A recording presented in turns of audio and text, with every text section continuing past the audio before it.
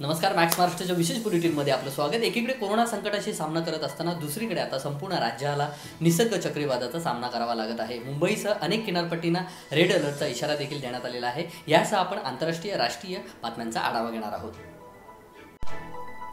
कृष्णवर्णीय व्यक्ती जॉर्ज फ्लाइडच्या मृत्यूनंतर अमेरिकेत आगडोम उसळला आहे. अनेक शहरांमध्ये जाळपोळ, दंगल आणि लुटमारीच्या घटना समोर आल्या आहेत. आंदोलनाची धग राजधानी वॉशिंग्टन DC आणि व्हाईट हाऊसपर्यंत पोहोचली असून हिंसाचार रोखण्यासाठी लष्कराला पाचारण करण्यात येणार असल्याचे संकेत राष्ट्राध्यक्ष डोनाल्ड ट्रम्प यांनी दिले आहेत. काही दिवसांपासून अमेरिकेत वर्णभेदावरून प्रचंड वाद सुरू झाले आहेत. काही दिवसांपूर्वी अमेरिकेमधील एका पोलिसाने कृष्णवर्णीय जॉर्ज फ्लाइड याची हत्या केली होती.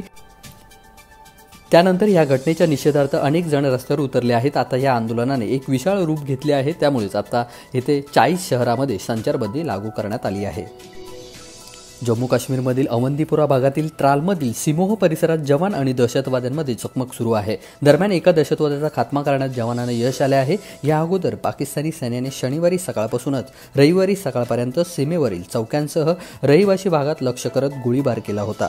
किरणीपासून बाळाकोटापर्यंत 100 किलोमीटरपेक्षा जास्त लांब नियंत्रण रेषेवर पाकिस्तानकडून कृपाती करणे सुरूच आहे. पाकिस्तानी सैन्यांकडून झालेल्या गोळीबारात मेडर सेक्टरमध्ये काही जनावरं देखील जखमी झाले आहेत, तर घरांचेही नुकसान झाले आहेत. भारतीय राज्यघटनेतून इंडिया शब्द काढून टाकावा आणि केवळ भारत हे नाव ठेवावे अशी मागणी करणारी याचिका सर्वोच्च न्यायालयात दाखल करण्यात आली आहे. आज या याचिकेवर सर्वोच्च न्यायालयात सुनावणी होणार असून घटनेतील कलम 1 मध्ये सुधारणा करून इंडिया हा शब्द हटवावा असं याचिकाकर्त्याचं म्हणणं आहे.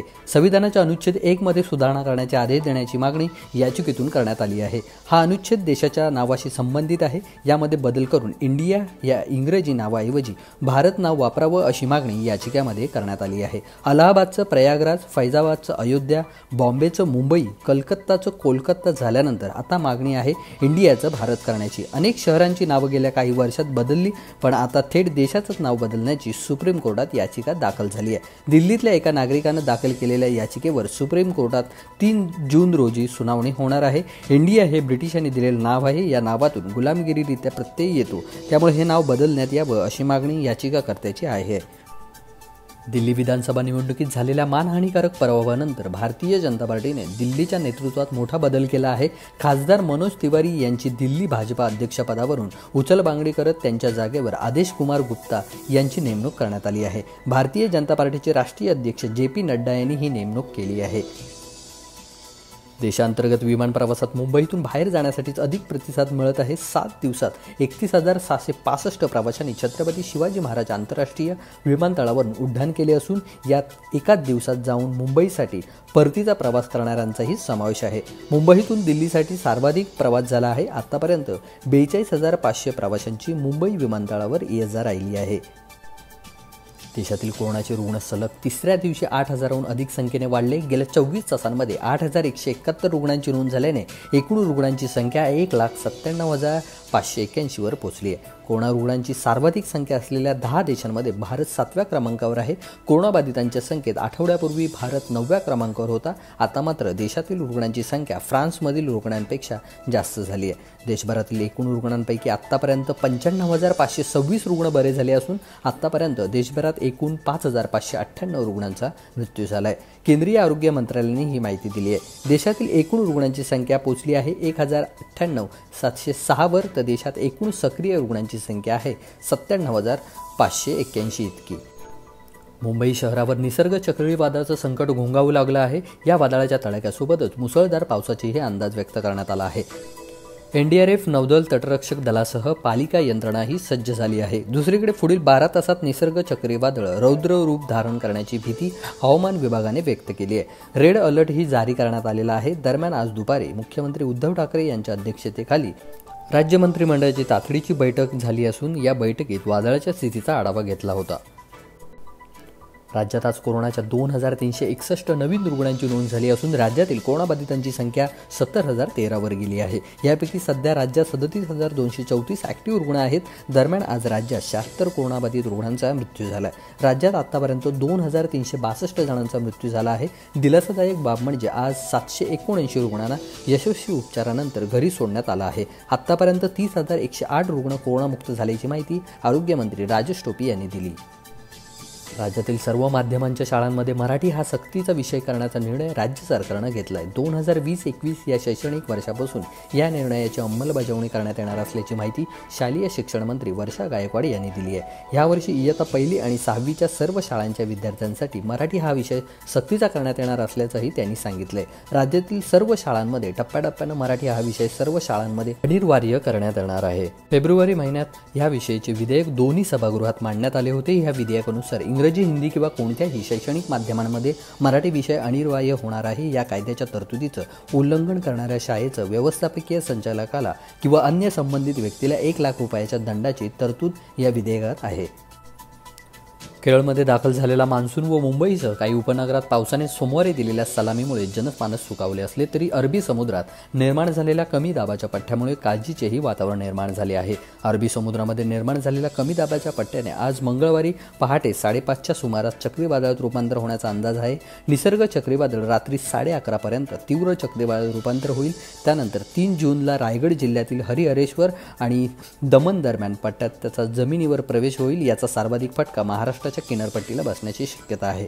सिंधुदुर्ग, रत्नागिरी, रायगड, ठाणे, पालघर आणि मुंबई या जिल्ह्यांमध्ये ह्या चक्रीवादळामुळे अनेक नुकसान होऊ शकते असा अंदाज भारतीय हवामान विभागाने सोमवारी वर्तवला आहे. एका पत्रकार परिषदेमध्ये ही माहिती देण्यात आली होती.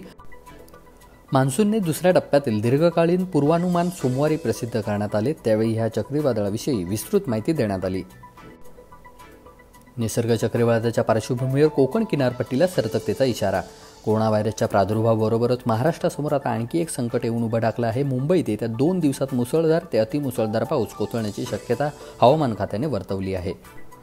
निसर्ग चक्रीवादळाच्या पार्श्वभूमीवर मुंबई, पालघर, रत्नागिरी, सिंधुदुर्गात अलर्ट जारी केलेला आहे. चिपळूणमध्ये NDRFची टीम देखील दाखल करण्यात आलेली आहे. दापोली, दाभोळ, गुहागरमधील स्थितीची पाहणी या टीमच्या माध्यमातून करण्यात आली होती. जी रुग्णांना बेड नाकारत आहेत त्यांना आम्ही नोटीस दिलेल्या आहेत. राजेश टोपे यांची माहिती. मी काल जिथे गेलो होतो नोटीस कशा प्रकारे कोणत्या हॉस्पिटलला दिल्या त्या हॉस्पिटलच्या नोटिसेस सुद्धा तुम्हाला मी पाठवू शकेल. माझ्याजवळ सध्या हॉस्पिटलच्या म्हणजे मला ज्या काही नोटिसेसची प्रत आहे ती सुद्धा मला आलेली आहे आणि आम्ही त्यांना हेच सांगितलंय की या कायद्याच्या अनुषंगाने तुमचं उल्लंघन होतंय. तुम्ही बोर्ड लावल्या जात नाही, तुमचे बेड्स रिकामे आहेत. बेड्स असता तुम्ही तुमचे क्लास 4चे लोक, तुमचे डॉक्टर्स जर उपस्थित होत नसतील तर त्यांना तुम्ही मेस्मा लावा. परंतु त्यांना उपस्थित ठेवा आणि रुग्णांची हाल होता कामा नये अशा पद्धतीचे सर्व त्यांना अधिकार दिलेले आहेत. त्या अधिकाराचा त्यांनी वापर करावा, मात्र रुग्णांना सेवा द्यावी. कायद्या कसण्याचं काम करावं लागेल. माननीय आयुक्त हे सक्षम अधिकारी आहेत. मी मिस्टर चहल यांना सुद्धा सांगेल. हा रिपोर्ट सुद्धा मी त्यांना ताबडतोबीनं पत्राच्या माध्यमातून सूचित केलेला आहे आणि कुठल्याही परिस्थितीत या सगळ्यांचे बेड्स उपलब्ध झालेच पाहिजे. कुणीही बेड अभावी राहता कामा नये. काल मी हिंदुजामध्ये होतो. माझ्या समोरच एक 4-5 तास पासून एक बेड मिळत नव्हता. आम्ही तिथल्या तिथं बेड मिळवून दिला, लीलावतीला मिळवून दिला आणि अशा स्वरूपाने तिथे जाऊन जी प्रत्यक्ष काम करायचं होतं मी आरोग्यमंत्री या नात्याने जाऊन त्या ठिकाणी केलं आणि एक मेसेज देण्याचा विषय होता की हे सहन केलं जाणार नाही. आज त्याच्या संदर्भातल्या नोटिसेस गेल्यात. उद्या जर त्यांनी मला सगळ्या चीफ ऑपरेशनल ऑफिसर जे आहेत सगळ्यांना मी रात्री बोललो आणि सर्वांनी मान्य केलं की आजपासून एकही व्यक्तीला आम्ही बेड नाही असं म्हणणार नाही.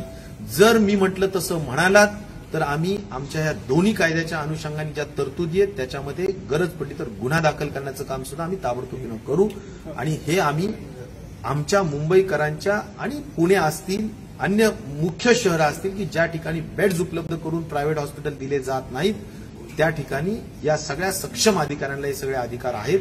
त्यांनी ते अधिकार वापरले पाहिजे आणि त्या ठिकाणी त्या गोष्टींनी कारवाई केली पाहिजे. मोठा त्याच्यामध्ये चार्जेसचा चार्ट लावला पाहिजे की आमचे चार्जेस हे जिप्सा, TPA किंवा इन्शुरन्सेसच्या पॅकेजेस प्रमाणे असतील. वाटेल तो चार्ज बिलकुल सहन केला जाणार नाही. त्यामुळे मी असेल किंवा सुधाकर शिंदे जे सक्षम अधिकारी म्हणून 80-20च्या एक ह्या सगळ्या एक्झिक्यूट करण्याच्या दृष्टिकोनातून जे अधिकारी आहेत आम्ही सगळ्यांनी काल व्हिजिट दिले आणि त्या ठिकाणी जेवढ्या प्रमाणात बेड्स भरायला पाहिजे तेवढे कोविड आणि नॉन कोविडसाठीची जी संख्या द्यायला पाहिजे ती दिलेली नव्हती आणि म्हणून आज सर्वांना नोटिसेस इश्यू करण्यात आलेल्या आहेत आणि नोटिसेस इश्यू करून आम्ही हे एन्श्युअर करू, खात्री करू कुठल्याही परिस्थितीत गरीब माणसाला बेड्स मिळाले पाहिजे आणि गरीबच नव्हे तर मुंबईमधल्या जो व्यक्तीला बेड्स पाहिजे आहे प्रायव्हेट हॉस्पिटल्समधून, जे आज आम्ही म्हणजे हा जो काही मोठा ग्राउंड्सवर जो आपण वेगवेगळे बेड्स निर्माण करण्यासाठी, ऑक्सिजनेटेड बेड निर्माण करण्यासाठीचे जे प्रयत्न चाललेत, त्यापेक्षा सुद्धा अत्यंत महत्वाचा आणि सोपा प्रकार म्हणजे या हॉस्पिटल्सनी त्यांचे बेड्स उपलब्ध करून देणे आहे. त्यामुळे मोठा त्याच्यामध्ये चार्जेसचा चार्ट लावला पाहिजे की आमचे चार्जेस हे जिप्सा, टीपीए किंवा इन्शुरन्सेसच्या पॅकेजेस प्रमाणे असतील. वाटेल तो चार्ज बिलकुल सहन केला जाणार नाही. त्यामुळे मी असेल किंवा सुधाकर शिंदे जे सक्षम अधिकारी म्हणून 80-20च्या एक ह्या सगळ्या एक्झिक्यूट करण्याच्या दृष्टिकोनातूनचे अधिकारी, आम्ही सगळ्यांनी काल व्हिजिट दिले आणि त्या ठिकाणी जेवढ्या प्रमाणात बेड्स भरायला पाहिजे तेवढे कोविड आणि नॉन कोविडसाठीची जी संख्या द्यायला पाहिजे ती दिलेली नव्हती. आणि म्हणून आज सर्वांना नोटिसेस इश्यू करण्यात आलेल्या आहेत आणि नोटिसेस इश्यू करून आम्ही हे एन्श्युअर करू, खात्री करू कुठल्याही परिस्थितीत गरीब माणसाला बेड्स मिळाले पाहिजे आणि गरीबच नव्हे तर मुंबईमधल्या जो व्यक्तीला बेड्स पाहिजे आहे प्रायव्हेट हॉस्पिटल्समधून, जे आज आम्ही म्हणजे हा जो काही मोठा ग्राउंड्सवर जो आपण वेगवेगळे बेड्स निर्माण करण्यासाठी, ऑक्सिजनेटेड बेड निर्माण करण्यासाठीचे जे प्रयत्न चाललेत, त्यापेक्षा सुद्धा अत्यंत महत्वाचा आणि सोपा प्रकार म्हणजे या हॉस्पिटल्सनी त्यांचे बेड्स उपलब्ध करून देणे आहे. त्यामुळे कोकण किनारपट्टीवर एनडीआरएफची टीम तैनात करण्यात आली आहे. बाळासाहेब थोरात पट्टीनं ते जाणार आहे. त्याचा परिणाम गोवा असेल तिथं सुरू होतं आपल्या राज्यामध्ये, मग ते सिंधुदुर्ग, रत्नागिरी, रायगड आणि पालघर असा हा संपूर्ण प्रवास त्याचा दिसतोय. त्याच्याकरता ज्या सूचना द्यायच्या आहेत त्या सर्व जिल्हाधिकाऱ्यांना सतर्क करण्यात आलेलं आहे. ज्या बोटी आतमध्ये मासेमारी करता गेलेल्या आहेत त्यांना सुद्धा मागे बोलावण्यात आलं आहे. एनडीआरएफच्या पल्टन्स तिकडे तैनात करण्यात आलेले आहेत. सर्व व्यवस्था म्हणजे कंट्रोल रूम आपण सुरू केलेला आहे. त्या पूर्ण नियंत्रण कक्षामध्ये काळजी घेतली जाते का आणि नियंत्रण लक्ष ठेवून आहोत कशा पद्धतीने ते पुढे येत आहे. शासकीय यंत्रणा पूर्णपणे आज तयार आहे, सतर्क आहे आणि काळजी घेणार आहे. सर्व लोकांनी सुद्धा ती काळजी घ्यावी लागेल की असं वादळ येतं म्हटल्यानंतर मला वाटतं ह्या सगळ्याला सामोरं जाण्याची तयारी आमची आहे. सर, कशा पद्धतीने पाहते की कोरोनाचं संकट आहे, विशेषतः आपण बघतो मुंबईसारख्या ठिकाणी रुग्णांची संख्या वाढते आणि त्याच वेळेला हे चक्रीवादळाचं संकट देखील आहे. शासनावर किती याचा दबाव किंवा परिणाम नाही आहे? कोरोनाचं संकट आहे, त्याला आपण सामोरं जात आहोत, अत्यंत यशस्वीरित्या सामोरं जात आहोत. जे करायला पाहिजे ते प्रत्येक गोष्ट करत आहोत आणि या वादळामध्ये सुद्धा त्याकरता आपली सर्व यंत्रणा पूर्ण सतर्क आहे, पूर्ण काळजी घेईल. फक्त जनतेचं जे सहकार्य पाहिजे ते जनतेनं दिलं तर आम्ही या सगळ्याला सामोरं जाऊ शकतो. राष्ट्रविरोधी कारवायांमध्ये आरोपी PFIवर मुंबई महापालिकेची मर्जी, फडणवीस यांचा आरोप. धक्कादायक बाब आहे की 18 मे रोजी बृहन्मुंबई महानगरपालिकेने आदेश काढून कोविडमुळे मृत्युमुखी पडलेल्या मुस्लिम पेशंटचं शव हे PFI या संघटनेला देण्यात यावं असा आदेश काढला. PFI या संघटनेवर देशविरोधी आणि समाजविरोधी काम केल्याचा आरोप आहे. केरळ, कर्नाटक, झारखंड आणि उत्तर प्रदेश या राज्यांमध्ये ही संघटना प्रतिबंधित करण्यावर कारवाई चाललेली आहे. एवढंच नाही तर CAAच्या दरम्यान देशभरामध्ये झालेल्या दंग्यांना या संघटनेने पैसा दिला असा आरोप ईडीने लावून त्याचे अकाउंट्स देखील त्या ठिकाणी प्रसिद्ध केलेले आहेत. अशा प्रकारे देशविरोधी कृत्य करणाऱ्या संघटनेला शवांची विल्हेवाट लावण्याची परवानगी देणं नव्हे तर ते त्यांनाच देण्यात यावं अशा प्रकारचा निर्णय करणं हे कितपत योग्य आहे. महाराष्ट्राचे मुख्यमंत्री माननीय उद्धवजींना आमचा सवाल आहे की आपल्याला हे मान्य आहे का, आणि जर आपल्याला मान्य नसेल तर आपण तात्काळ कारवाई कराल का? ज्या लोकांनी हे परिपत्रक काढलं त्याच्या पाठीमागे कोण आहे याची चौकशी करून त्यांच्यावर कारवाई करावी आणि तात्काळ हे परिपत्रक मागे घ्यावं अशा प्रकारची आमची मागणी आहे. माझ्या महाराष्ट्रातील बांधवांनो, भगिनींनो आणि मातांनो, नमस्कार. जय महाराष्ट्र. 1-2 दिवसापूर्वीच आपण भेटलो होतो, आपल्याशी मी संवाद साधला होता आणि त्यावेळेला आपण असंच ठरवलं होतं, किंवा ठरवलं आहेच, की या 2 महिन्याच्या लॉकडाऊन नंतर पुनश्च हरिओम करायचं. आणि त्यानुसार मी आपल्याला पुढे कसं कसं कधी कधी काय काय आपण सुरू करणार आहोत त्याची कल्पना दिली. 3 तारखेला मी आपल्याला सांगितलं होतं की सार्वजनिक उद्यानं वगैरे वगैरे वगैरे ह्या काही गोष्टी आपण वापरायला हरकत नाही, सुरू करायला हरकत नाही, आउटडोअर व्यायाम सुरू करायला हरकत नाही. हे जाहीर करून 1-2 दिवस होत आहेत. आज पुन्हा आपल्यासमोर मी आलेलो आहे. ते म्हणजे आपल्याला सर्वांना कल्पना आहे, गेल्या वेळेला आपल्याशी बोलताना मी महाराष्ट्राच्या सीमेवरती घोंगावणाऱ्या चक्रीवादळाचा एक इशारा दिला होता. हे चक्रीवादळ आता आपल्या उंबरठ्यापर्यंत आलेलं आहे. जो काही आपल्या हवामान खात्याचा अंदाज आहे त्यानुसार साधारणतः उद्या दुपारपर्यंत आत्ताची जी काही परिस्थिती आहे त्या परिस्थितीनुसार आपल्या अलिबागच्या इथे हे वादळ धडकण्याची शक्यता आहे. हे वादळ कदाचित हल्ली काही दिवसात न झालेल्या वादळापेक्षा मोठं असेल. जो काय अंदाज व्यक्त केला जातोय त्यानुसार 100 ते 125 किलोमीटरच्या वेगाचे वारे वाहतील. वादळ म्हणजे नुसतं वादळ नाही, चक्रीवादळ आहे. सगळं चक्र फिरवत फिरवत फिरवत आणि नासधूस करत हे पुढे जाणार आहे.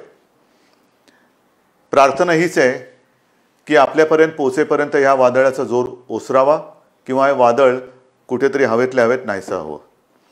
ही प्रार्थना आहे आपली. प्रार्थनेला यश मिळेल. पण जे काही दिसतं आहे ती शक्यता पाहिल्यानंतर हे वादळ उद्या दुपारपर्यंत आपल्या किनाऱ्यावरती धडकणार आहे. साधारणतः आपला जो पूर्ण किनारपट्टा आहे या किनारपट्ट्यावरती आणि साहजिकच आहे त्याच्या त्या परिघामध्ये व्यासामध्ये ज्या ज्या काही गोष्टी जे भाग येतील तेवढ्या सगळ्या भागांवरती हे परिणाम करणार आहे. आपण सज्ज आहोतच. आर्मी, नेव्ही, एअरफोर्स या सगळ्यांना आपण सज्ज राहण्याचे इशारे दिलेले आहेत. त्याप्रमाणे आपण तुकड्या त्यांच्या म्हणजे NDRFच्या 15 तुकड्या, SDRFच्या 4 तुकड्या, असे एकूण 19 तुकड्या जिथे जिथे आवश्यकता आहे तिथे आपण तैनात केलेल्या आहेत. अतिरिक्त मदत म्हणून आणखीनही 5 तुकड्या आपण तशा तयारीत ठेवल्यात. त्याचबरोबरीने काल आपल्या देशाचे गृहमंत्री अमित शाह यांनी एक व्हिडिओ कॉन्फरन्स केली. त्यातही त्यांनी एकूण आढावा घेतला, एक कल्पना दिली आणि त्या बैठकीतही त्यांनी सांगितलं की ज्या वेळेला तुम्हाला काही गरज वाटली तुम्ही अवश्य सांगा, केंद्र सरकार पूर्ण ताकदीनिशी आपल्यासोबत आहे. थोड्या वेळापूर्वी आपल्या देशाच्या पंतप्रधानांचा फोन आला होता, माननीय नरेंद्र मोदीजींचा फोन आला होता. त्यांनी सांगितलं आहे की तुम्ही तयारी तर केलेली आहे पण केंद्र सरकारसुद्धा तुमच्यासोबत आहे, त्याच्यामुळे ती काळजी तुम्ही करू नका.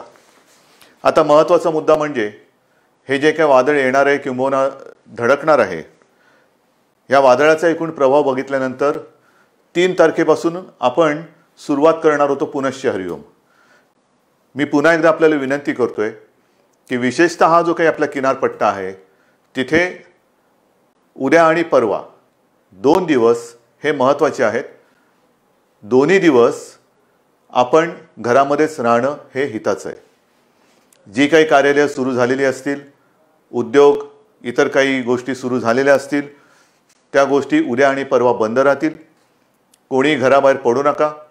घराबाहेर न पडणं ह्यात आपलं हित आहे. एकूणच आपण जी काही तयारी केली ती तयारी मनुष्यहानी किंवा प्राणहानी कमीत कमी व्हावी किंवा होच नये अशा पद्धतीने केलेली आहे. किनारपट्ट्यातील सर्व मच्छीमारांना संपर्क झालेला आहे. पालघरमधील सुद्धा काही मच्छीमार आज दुपारपर्यंत संपर्कात नव्हते पण त्यांनाही संपर्क झाला आहे आणि त्यांनाही वेळेमध्ये परत आणण्याचा आपला पूर्ण प्रयत्न आहे आणि ते सगळे वेळेमध्ये परततील. सगळे मच्छीमार घरोघरी परतलेले आहेत. पुढचे 2 दिवस तर समुद्रात जायचं नाहीच. त्याच्यानंतर सुद्धा आपण बघूया हे कसं कसं कुठे पुढे प्रवास करत जाते. हे करताना मला असं वाटतं की काही गोष्टींची खबरदारी आपण घेणं गरजेचं आहे. हा जो काही किनारपट्टा आहे त्याच्यात अलिबागच्या इथे जरी हे वादळ धडकण्याची आज शक्यता असली तरी मुंबईपासून थेट सिंधुदुर्ग आणि पालघरपर्यंत सर्वांनी काळजी घ्यायची. आणि हे वादळ सरळ धडकल्यानंतर किनारपट्टीवर धडकल्यानंतर पुन्हा आपल्या प्रदेशामध्ये भूभागामध्ये कसं पुढे जात जाणार आहे त्याची दिशा तेच ठरवणार आहे. आणि म्हणून आपल्याला सगळ्यांनाच सावध राहण्याची गरज आहे. मी आपल्याला विनंती करतोय की खास करून ग्रामीण भाग काय किंबहुना शहरी भाग काय, आपल्या घराच्या आजूबाजूला आपल्या ज्या काही गोष्टी अशाच इकडे तिकडे पडलेल्या असतील, सुट्या पडलेल्या असतील, त्या एकतर घरामध्ये आणून ठेवा किंवा जिथल्या तिथे व्यवस्थित बांधून ठेवा की जेणेकरून त्या वाऱ्याच्या प्रभावाने त्या उडणार नाहीत आणि इकडे तिकडे आणखीन कोणाला इजा करणार नाहीत, कुठे काही धोका होणार नाही. वादळ म्हटल्यानंतर पाऊस आलाच, मुसळधार पाऊस पण पडणार आहे. हा पाऊस पडल्यानंतर अनेक ठिकाणी पूरसदृश्य परिस्थिती होऊ नये, पण भरपूर पाऊस पडल्यानंतर कदाचित आपल्याला काही ठिकाणचा वीज प्रवाह किंबहुना विजेचा जो काही प्रवाहच तो खंडित करावा लागेल. त्याहीपेक्षा मी आपल्याला सांगतो की जिथे जिथे आवश्यक नसेल तिथे विजेची उपकरणं वापरू नका. पाऊस आणि वादळ सुरू झाल्यानंतर अनावश्यक विजेची उपकरणं वापरू नका. आपल्याकडे घरी ज्या ज्या काही आवश्यक असणाऱ्या गोष्टी असतील, ज्या बॅटरीवरती चालणाऱ्या असतील, त्या चार्ज करून ठेवा.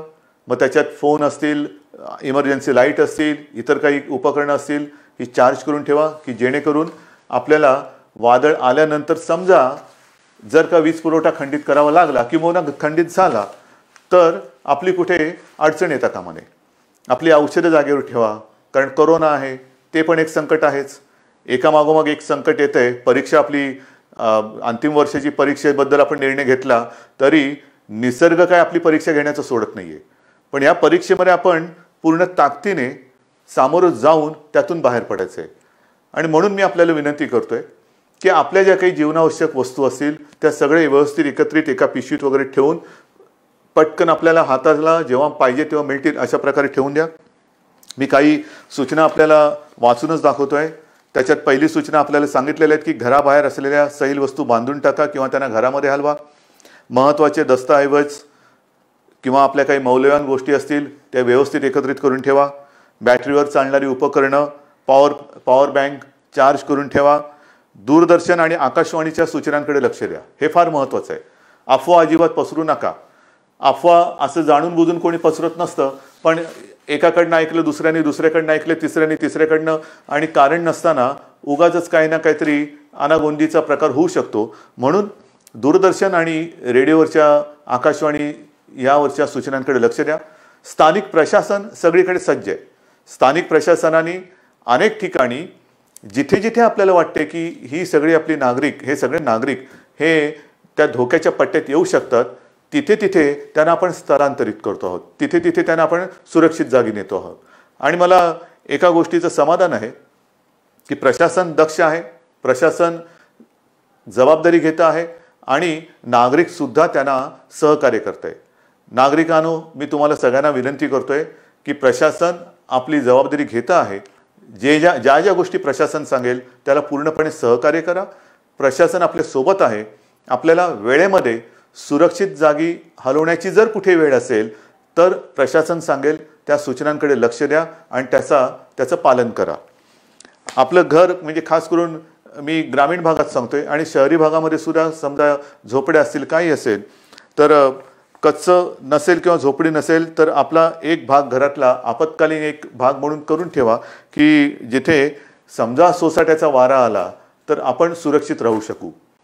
त्याचबरोबरीने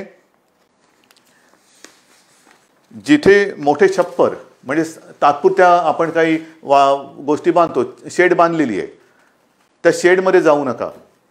याचं कारण असं की ती तात्पुरती आहे वास्तू.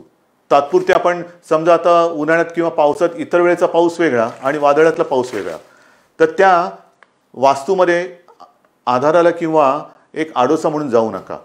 जसं एक उदाहरण म्हणून मी सांगतो, मी काही गेल्या 1-2 वेळेच्या माझ्या फेसबुक लाईव्हमध्ये आपल्याला कल्पना दिलेली आहे की आपण राज्यामध्ये कोरोनापासून उपचार करण्यासाठी, कोरोनावरती उपचार करण्यासाठी जशा काही जम्बो फॅसिलिटीज केलेल्या आहेत, फील्ड हॉस्पिटल ज्यांना म्हणतो, त्याच्यामध्ये ह्या बांद्रा कुर्ला कॉम्प्लेक्समध्ये एक मोठं 1000 रुग्णशय्यांचं एक आपण हॉस्पिटल तयार केलेलं आहे. काल ज्या वेळेला या वादळाचा इशारा आला तेव्हा आपण तिथे असलेल्या रुग्णांना दुसरीकडे हलवलेलं आहे.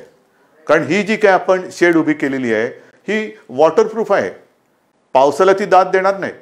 पण पावसाबरोबर जर का मोठं वादळ आलं आणि उगाच काही तिकडे घडलं, काही पडझड झाली, तर पडलेलं स्ट्रक्चर किंवा पडलेल्या ज्या काही शेड आहेत त्या पुन्हा आपल्याला बांधता येतील. पण मला कोणत्याही परिस्थितीत नागरिकांना इजा होऊ द्यायची नाही आहे. म्हणून आपण बांद्रा कुर्ला कॉम्प्लेक्समधल्या त्या फील्ड हॉस्पिटलमधल्या रुग्णांना सुद्धा इतरत्र हलवलेलं आहे. हे मी तुम्हाला का सांगितलं की त्याच्यावरून आपल्याला लक्षात येईल की अशा कुठेही शेड्स असतील तर त्या शेड्समध्ये पाऊस पडतोय म्हणून आश्रयाला जाऊ नका. कुठेही मोडकळीत चाललेल्या इमारती असतील त्याच्या आडोश्याला जाऊ नका. तात्पुरती कुठेतरी उभी केलेली स्ट्रक्चर असतील त्याच्या आडोश्याला जाऊ नका, त्याच्यामध्ये जाऊ नका. कारण हे वादळ 100-125 किलोमीटरचा वारा अधिक मुसळधार पाऊस असं सोबत घेऊन येत आहे. त्याच्यामुळे ह्या ज्या काही गोष्टी आहेत त्याच्यामध्ये आपल्याला काय काळजी घ्यायला पाहिजे, काय करायला हवं आणि काय करायला नको हे आपल्या मनाशी पक्का असायला पाहिजे. जे मी आधी तुम्हाला सांगितलं की आधी ठरून दिलेल्या किंबहुना निश्चित केलेल्या ज्या प्रशासनाने जागा आहेत तिथेच स्थलांतरित व्हा. आपत्कालामध्ये न लागणाऱ्या सर्व उपकरणांचा व साधनांचा विद्युत पुरवठा खंडित करा. कारण पाणी इकडे तिकडे कसंही वाऱ्याच्या माऱ्याने घुसेल. आणि खास करून मी हे ग्रामीण भागातल्या जनतेला सांगतोय की मला कल्पना आहे की आपण ज्या घरांमध्ये राहतात तिकडे वेडावाकडा पाऊस आणि वारा आला तर कदाचित शॉक बसू शकतो. म्हणून तिथे ते बंद केलेलं बरं.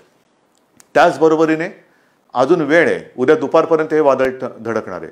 तोपर्यंत पिण्याच्या पाण्याचा साठा करून ठेवा, कारण तोही आपल्याला नंतर लागणार आहे. आपल्याला ह्या वादळामध्ये किंवा या संकटामध्ये तातडीने शासन तर सोबत येणारच आहेच. म्हणजे आत्ता जिथे तिथे आपल्या सर्व टीम्स ह्या सर्व आयुधांनी सज्ज आहेतच, त्याची तुम्ही काळजी करू नका. पण पिण्याचं पाणी आहे, इतर काही गोष्टी असतील ह्या आपल्या हाताची नेहमी जागच्या जागी असतील तशा ह्या नीट ठेवून द्या.